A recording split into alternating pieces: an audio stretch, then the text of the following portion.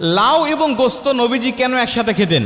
বর্তমান বিজ্ঞান এই গবেষণা করে তারা অবাক হয়ে যাচ্ছেন যে এটা কোনো সাধারণ মানুষের খাবার হতে পারে না।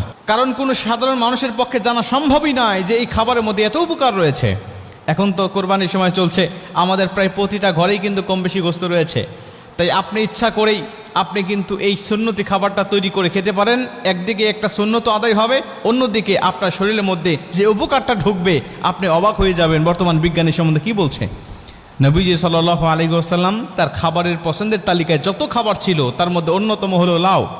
আর এই লাউ এবং গোস্ত নবীজি একসাথে খেতেন। ইবনে মাজা শরীফের 3303 নম্বর হাদিস, ইবনে মাজা শরীফের 3302 নম্বর হাদিস, আল্লাহ রাসূল সাল্লাল্লাহু আলাইহি ওয়াসাল্লাম বলেন তিনি লাউ খেতে খুবই পছন্দ করতেন।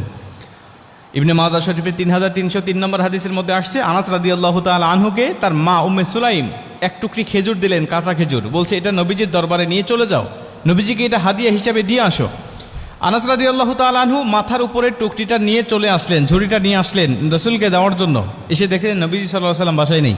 জিজ্ঞাসা করলেন কোথায় গিয়েছে? বলছে পাশেই মুক্ত দাসের বাড়িতে দাওয়াত খাওয়ার জন্য গিয়েছে। আনাস রাদিয়াল্লাহু তাআলা আনহু বলছেন আমি এতক্ষণ অপেক্ষা করবো এখানে, আমিও চলে গেলাম গিয়ে নবীজিকে দেখার জন্য। গিয়ে দেখি যে নবীজি খাবারের দস্তরখানায় বসে পড়েছে, তার সামনে খাবারগুলোকে সাজিয়ে রাখা হয়েছে। আমাকে দেখে বাড়ির মালিক বলছেন আনাস তুমি এসেছো, তুমিও বসো, নবীজির সাথে খেয়ে তুমিও চলে যাবে। আমি বসে বললাম, নবীজি আমাকে ইশারা করলেন, আমি বসলাম।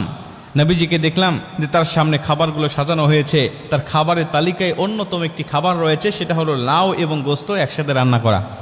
নবীজি সব খাবার রেখে দিয়ে লাউ এবং গোস্তগুলো একটা কাছে টেনে নিয়ে তিনি লাউগুলো বেছে বেছে তিনি খাচ্ছেন। আমি বুঝলাম যে নবীজির মনে হয় খুবই পছন্দনীয়। আমিও বেছে বেছে নবীজির পাতে থালে আমি এগুলোকে উঠায় দিতে লাগলাম। নবীজি খুব তৃপ্তি সহকারে খেলেন এবং নবীজি সাল্লাল্লাহু আলাইহি ওয়াসাল্লাম খাবার শেষ করলেন, আমিও খাবার শেষ করলাম। দুজনে বাসায় এসে খেজুরগুলো নবীজি নিজে খেলেন এবং সব বিলি বন্টন করে দিয়ে নবীজি আমার টুকরিটা ফেরত দিলেন। এ হাদিস থেকে প্রমাণ হয় যে নবীজি সাল্লাল্লাহু আলাইহি ওয়াসাল্লাম লাউ এবং গোস্ত একসাথে খেতে পছন্দ করতেন এবং লাউটা খুবই পছন্দ করতেন, ভালোবাসতেন।